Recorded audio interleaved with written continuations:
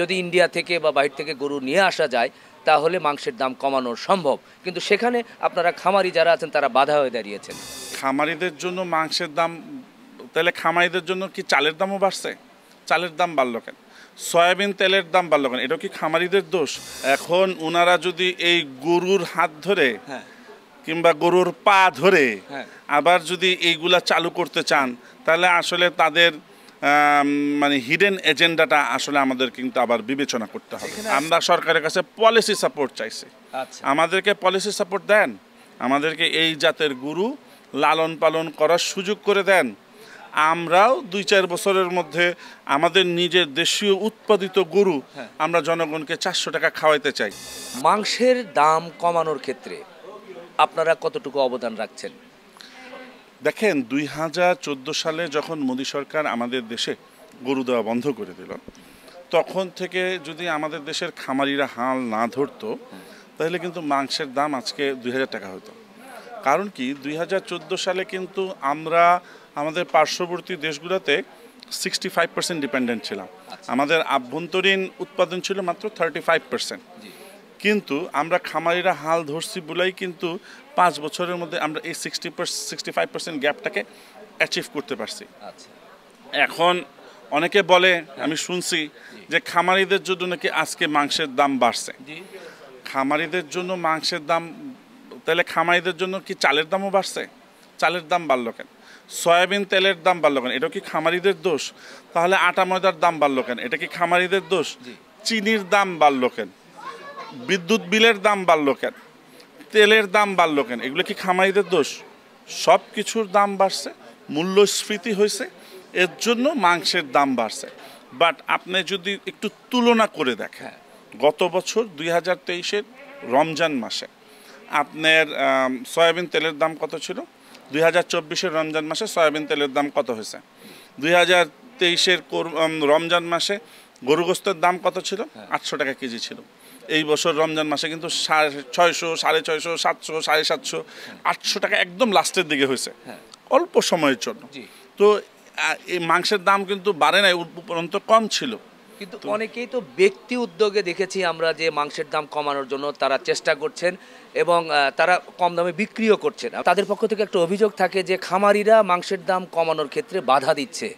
তারা চাচ্ছেন যে যদি ইন্ডিয়া থেকে বা বাইরে থেকে গরু নিয়ে আসা যায় তাহলে মাংসের দাম কমানো সম্ভব, কিন্তু সেখানে আপনারা খামারি যারা আছেন তারা বাধা হয়ে দাঁড়িয়েছেন। এই প্রশ্নের উত্তর কী করবেন? এইটার আসলে অনেকগুলো উত্তর আছে, কিছু টেকনিক্যাল উত্তর আছে। যেমন হচ্ছে যারা ইন্ডিয়া থেকে গরু আনতে চান, ওনারা ইন্ডিয়ার কয়েকটা গরু এক্সপোর্টারের নাম আমাকে দেখ, আমি একটু যোগাযোগ করে দেখি ইন্ডিয়া থেকে কীভাবে গরু আনা যায়। India basically don't have any protocol to export live cattles. সুতরাং এখন ওনারা যদি, সরকার যে অবৈধ কারবারটা বন্ধ করে দিছে, এবং এই অবৈধ কারবারটা যে হইতো যখন, তখন ইন্ডো বাংলা বর্ডারে সবচেয়ে বেশি কিলিং হইতো। এই কিলিংটা বন্ধ হয়ে গেছে, এই মাদকের আসা যাওয়া বন্ধ হয়ে গেছে, এই অবৈধ অস্ত্রর পাচার বন্ধ হয়ে গেছে, অবৈধ স্বর্ণ পাচার বন্ধ হয়ে গেছে। এখন ওনারা যদি এই গরুর হাত ধরে কিংবা গরুর পা ধরে আবার যদি এইগুলা চালু করতে চান, তাহলে আসলে তাদের মানে হিডেন এজেন্ডাটা আসলে আমাদের কিন্তু আবার বিবেচনা করতে হবে। এখানে আরেকটা প্রশ্ন আছে, যেহেতু এখানে এই দেশে তো একটা সময় ইন্ডিয়া থেকে অনেক গরু আসছে, তখন আমরা অনেক কম দামে মাংস পেয়েছি, তো সেখানে ভাটা পড়লো কেন বা সেই রাস্তাটা বন্ধ হলো কেন? না, এটা তো মোদী সরকার বন্ধ করছে। আচ্ছা, আমাদের সরকার না? না, মোদী সরকার বন্ধ করছে। যে তারা যেহেতু তাদেরও অনেক ক্ষতি হচ্ছিল, তারাও অনেক রকমের রাজস্ব থেকে বঞ্চিত হচ্ছিল। তারপরে ইন্ডো বাংলা বর্ডারে কিলিংটা বন্ধ করা তাদেরও একটা এজেন্ডা ছিল, মোদী সরকারের একটা এজেন্ডা ছিল, যার কারণে 2014 সালে ইন্ডিয়া থেকে বাংলাদেশে গরু আসা বন্ধ হয়েছে by the order of Indian central government. আচ্ছা, বাংলাদেশের গভর্নমেন্টের ডিসিশন না। কিন্তু বাংলাদেশ কি কখনোই বৈধভাবে গরু নিয়ে আসে নাই? এটা হচ্ছে ইন্ডিয়ান পার্টটা অবৈধভাবে পার হতো।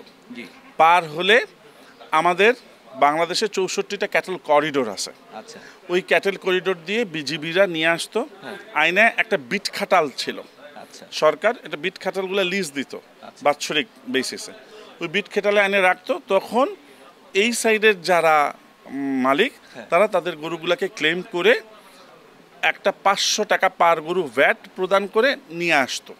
এই জায়গায় কোনো ইম্পোর্ট ট্যাক্স কিংবা ইন্টারন্যাশনাল বিজনেসের ক্ষেত্রে আমরা বুঝি যে এলসি ছাড়া ইন্টারন্যাশনাল বিজনেস হয় না, লেটার অফ ক্রেডিট ছাড়া। তো এইসব কোনো ব্যাপার কিন্তু এই জায়গায় ছিল না। এখন এটা একটা অবৈধ একটা চোরাচালান ব্যবসা ছিল, যেটা মোটামুটি সরকার দ্বারা স্বীকৃত ছিল।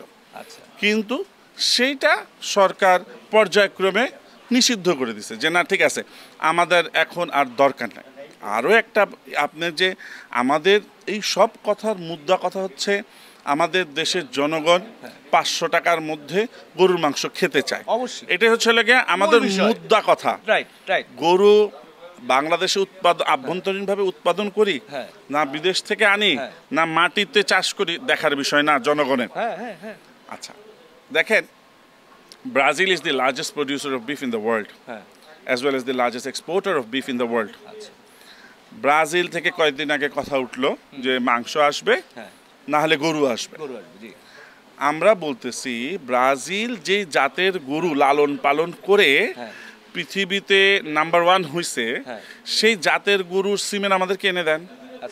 আমরা আমাদের দেশের শিক্ষিত বেকার যুব সমাজকে কাজে লাগাই, কাজে লাগায় আমরা এই জাতের গরুটা বাংলাদেশে উৎপাদন করি। আমাদের দেশীয় জাতের গরু 16-17 কেজি 18 কেজি দানাদার খাইলে 1 কেজি মাংস উৎপাদন করতে সক্ষম। 2 বছর বয়সে 100 থেকে 120 কেজি মাংস উৎপাদন করতে সক্ষম আমাদের দেশীয় জাত। সেই জায়গায় ব্রাজিলিয়ান যে নীলর জাতের গরু, যেটা লালন পালন করে ওরা পৃথিবীতে এত বড় মার্কেট দখল করে রাখছে, সেই নীলর জাতের গরু 5.5 কেজি দানাদার খেয়ে 1 কেজি মাংস উৎপাদন করতে সক্ষম, মানে 1/3 কস্ট ফিট কস্ট। আচ্ছা 2 বছর বয়সে আনুমানিক 450 থেকে 500 কেজি মাংস উৎপাদন করতে সক্ষম। সুতরাং আমাদেরকে গলা চিপে ধরে বললেই হবে না যে মাংসের দাম কমান। আমরা সরকারের কাছে ভর্তুকি চাই নাই, আমরা সরকারের কাছে পলিসি সাপোর্ট চাইছি। আমাদেরকে পলিসি সাপোর্ট দেন, আমাদেরকে এই জাতের গরু লালন পালন করার সুযোগ করে দেন। আমরাও 2-4 বছরের মধ্যে আমাদের নিজের দেশীয় উৎপাদিত গরু আমরা জনগণকে 400 টাকা খাওয়াইতে চাই। আপনাকে আমি একটা কথা বলি, মনে করেন এক গৃহস্থ যে পোলার চাল চাষ করে, সে পোলার চাল বিক্রি করতে নিয়ে যাবে আজকে বাজারে। তার যদি শখ হয় সে আধা কেজি পোলার চাল রেখে দিবে যে আমার শখ হয়েছে আমি আজকে আধা কেজি পোলার চাল দিয়ে ভাত খাবো। কিন্তু আমার যে গরিব গৃহস্থ যে একটা গরু পালে, তার এখন পয়সার দরকার, বাজারে নিয়ে যাবে গরুটা বিক্রি করতে, সে কি কিন্তু তার শখ হইলেও কি আধা কেজি গরুর গোস্ত রেখে দিতে পারবে? এবং আপনি একটু খোঁজ নিয়ে দেখেন তো, আমার দেশে এখন পর্যন্ত 95% যোগানদাতা যে প্রান্তিক কৃষক, তারা মাসে কিংবা বছরে কয়বার গরুর গোস্ত খাইতে পারে? তো গরুর গোস্তের যে দাম বেশি, এটার জন্য তো আমাদেরও মন পড়ে। আমরাও চাই গরুর গোস্তের দাম 500 টাকার নিচে আসুক, 450 টাকা হোক, কিন্তু এটার জন্য তো আমাদের সরকারের পলিসি সাপোর্টটা দরকার। সরকার যদি আমাদেরকে পলিসি সাপোর্ট না দেয় তাহলে আমরা এটা অ্যাচিভ করতে পারবো না। তাহলে আমি মনে করি এটা সম্পূর্ণ দোষ সরকারের। কিন্তু আপনি বলছিলেন যে জাত উন্নয়ন করলে হয়তো মাংসের বৃদ্ধি হবে, মাংসের উৎপাদন বাড়বে, তখন কমিয়ে খাওয়ানো সম্ভব। কিন্তু এখানে প্রশ্ন হচ্ছে যে আমরা দেখেছি যে যখন হলিস্টিন ফ্রিজিয়ান গরুগুলো এলো বা পরবর্তী সময়ে যে ব্রাহ্মার বীজ দিয়ে যে ব্রাহ্মা ক্রস করা হলো, সেই গরুগুলো এলে আমরা ভেবেছিলাম যে হয়তো মাংসের দাম কমবে, কিন্তু সেখানে তো আমরা সেটা দেখছি না। তাহলে মাংসের দাম কিভাবে কমবে? বরং ব্রাহ্মার বীজ দিয়ে যে ব্রাহ্মা ক্রস গরুগুলো এলো, সেগুলো শাহিওয়াল এবং দেশাল গরুর চেয়ে দাম আরও বেশি হলো। তাহলে কি যদি বাইরে থেকে উন্নত জাতের বীজ নিয়ে আসা হয়, দাম কি আরও কমবে না বাড়তির দিকে যাবে? Good question. 1 নম্বর কথা, হোলস্টিন ফ্রিজিয়ান আসলে আমাদের দেশে আবহাওয়া সহিষ্ণু না। হোলস্টিন ফ্রিজিয়ান আমরা খাতায় কলমে যা দেখি, প্র্যাকটিক্যালি কিন্তু তা না। আমরা দেখি হোলস্টিন ফ্রিজিয়ান একটা 70 কেজি 80 কেজি 100 কেজি দুধ দেয়, কিন্তু আমাদের দেশে হোলস্টিন ফ্রিজিয়ান কত কেজি দুধ দেয়? আমাদের দেশের average production of a Holstein Friesian is 3.5 KG. ঠিক আছে, এভারেজ সারা বাংলাদেশের এভারেজ প্রোডাকশন। তো আমার কথা হচ্ছে লেগে তাহলে তো খালি আমার হোলস্টিন পেলে লাভ নাই। কিন্তু আমরা যদি একটা heat tolerant dairy breed select করতে পারি, ফর এক্সাম্পল গির, এটা তো তাপ সহিষ্ণু একটা জাত। ও কিন্তু ব্রাজিলে বসে যদি 30 লিটার দুধ দেয়, তাহলে আমার এই জায়গায় এসে 30 লিটার দিবে, কারণ ও তাপ সহিষ্ণু। আচ্ছা। কিন্তু হোলস্টেইন ফ্রিজিয়ান ও আমেরিকায় বসে 60 লিটার দিচ্ছে, কিন্তু আমার এই জায়গায় এসে 10 লিটার দিচ্ছে, আচ্ছা পারতেছে না, সে এই আবহাওয়াতে মানানসই না। আচ্ছা, এই একটা গেল। আমাদের দেশের যে হোলস্টেইন ফ্রিজিয়ান যেটা আপনারা বলতেছেন, জি যেটা ডিএলএস বলতেছে, এটা আসলে আমাদের দেশের জন্য প্রযোজ্য একটা জাত নয়। আচ্ছা আচ্ছা 2 নম্বর কথা হচ্ছে আপনি যে বললেন সরকার যে ব্রাহ্মা জি উন্নয়ন প্রকল্প জি। 7টা ফেজে জি ক্যারি করছে, সেই বীজের বাচ্চার দাম এখন নর্মাল গরুর দাম থেকে বেশি কেন? অনেক বেশি অনেক বেশি। আপনি একটু 10 বছর পিছিয়ে যান। জি 2013-14 সালে যখন অবাধে ইন্ডিয়া থেকে গরু আসতো, হ্যাঁ মহিষ আসতো, হ্যাঁ তখন কি হতো? আমরা দেখতাম কসাইয়ের দোকানের সামনে একটা ছোট্ট সুন্দর একটা দেশি গরু বাঁধে রাখছে, হ্যাঁ আর রাতের বেলা বলদ গরু আর মহিষ কাইটা কিন্তু ঝুলে বেচতেছে। হ্যাঁ তখন বলদ গরুর গোস্তের দাম, মহিষের গোস্তের দাম কম ছিল, দেশি গরুর গোস্তের দাম বেশি ছিল। রাইট আর এখন কি দেখি আমরা, হ্যাঁ। কসাইয়ের দোকানে যখন একটা মহিষ জবাই দেয় তখন কিন্তু মাইকে এলান করে জবাই দেয় যে আজকে মহিষ বিক্রি হচ্ছে, মানে দেশি গরুর গোস্তের থেকে 50 টাকা বেশি নিবে দেখা। জি ঠিক আছে, জি তো এখন কি হয়েছে, এখন ইন্ডিয়ার থেকে যেহেতু গরু আসে না, হ্যাঁ তার মানে মহিষ এবং বলদ গরুর সাপ্লাইটা কমে গেছে, জি বলদ গরু এবং মহিষটা রেয়ার হয়ে গেছে। আর দেশি গরু যেহেতু উৎপাদন বাড়ছে, হ্যাঁ। দেশি গরুটা এখন অ্যাভেলেবেল হয়ে গেছে। আচ্ছা এখন দেশি গরুর গোস্তের দাম কম, মহিষ এবং বলদ গরুর গোস্তের দাম উল্টা বেশি হয়ে মানে গেছে, চাহিদার তুলনায় অপ্রতুল, যার কারণে এই দামটা বেশি হয়ে বেশি হয়ে গেছে। তো এখন সরকার যদি ব্রাহ্মা হ্যাঁ কিংবা নীলর হ্যাঁ যদি ঢালাও ভাবে আচ্ছা। সব কৃষকের ঘরে ঘরে হ্যাঁ যদি দিয়ে দেয়, হ্যাঁ যখন অ্যাভেলেবেল হয়ে যাবে, হ্যাঁ তখন ব্রাহ্মার দাম কমবে, তখন ইয়ের দাম বাড়বে, শাহিওয়ালের দাম বাড়বে, আচ্ছা কারণ শাহিওয়ালটা দেশাল বা অন্যান্য হ্যাঁ দেশাল জাতগুলো। অন্যান্য জাতের দাম বাড়বে। আচ্ছা কথা হচ্ছে এই জায়গায় অল ডিপেন্ডস অন অ্যাভেলেবিলিটি। আচ্ছা, যেটা অর্থনীতির ভাষায় যেটা বলে চাহিদা এবং যোগানের যদি সমন্বয় থাকে তাহলে স্টেবল সম্ভব। অল ডিপেন্ডস অন অ্যাভেলেবিলিটি, যেটা অ্যাভেলেবেল হবে সেটার দাম কমবেই। বাহ, খুব খুশি হলাম, খুব খুশি হলাম, কারণ এই প্রশ্নগুলো কিন্তু জাতি আপনাদের কাছ থেকে এর উত্তর জানতে চায়।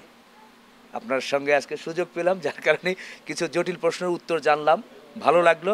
নিশ্চয় এই বিষয়গুলো সবাই বোঝার চেষ্টা করবে বা জানার চেষ্টা করবে যে তথ্যভিত্তিক কথাগুলো কতটুকু ঠিক আছে, নিশ্চয় তারা বিশ্লেষণ করবে।